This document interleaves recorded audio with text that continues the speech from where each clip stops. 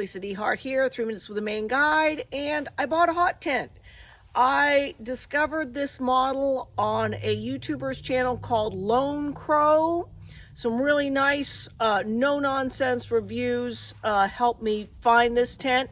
It's called Fire Hiking is the brand. I also bought the titanium wood stove, which all I've ever heated with inside the house is a wood stove, and it works very similar to that. So I'm really excited about that. I'm going to feature these two things in the next 3 minutes videos series, just some tips and tricks, and I'm really excited to do this. Fire Hiking makes this tent, and nothing against Fire Hiking. I think it's a really high quality tent, but I am going to modify it. So I'm going to feature that first.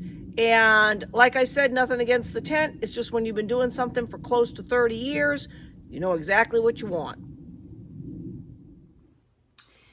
So real quick, here's what I modified. There are black lines going from the door. I like stuff bright. Those black lines you couldn't even see in the woods. They didn't even read.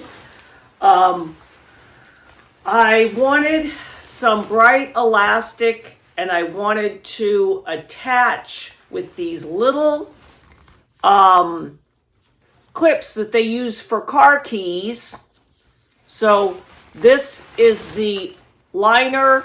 This is the outside of the tent. I didn't want to have to find that again, so I attached it with the little key thing to make it all one. The biggest modification was the tent stakes. I really didn't like the tent stakes. They were not even half the length of this, and they had not a shepherd's crook. You had to get a separate tool to put them in. I didn't like that, and just not long enough. A quality tent, but when you got a tent stake that's only that long, what are you doing? So my talented husband made me these out of aluminum, but they're still nice and strong. And the other thing I like is if you're on a rock ledge or something, it's long enough where you can do the trick where you put it through the tent stake loop like this. You can lay it on the rocks, and you can put a big rock here and a big rock here and hold your tent down when you have no ground to put anything in. So that's the biggest modifications that I made. That's pretty much it. Other than that, a really good tent. And stay tuned for the series. Thanks for tuning in. In the next 3 minutes, we're going inside. I'm Lisa DeHart.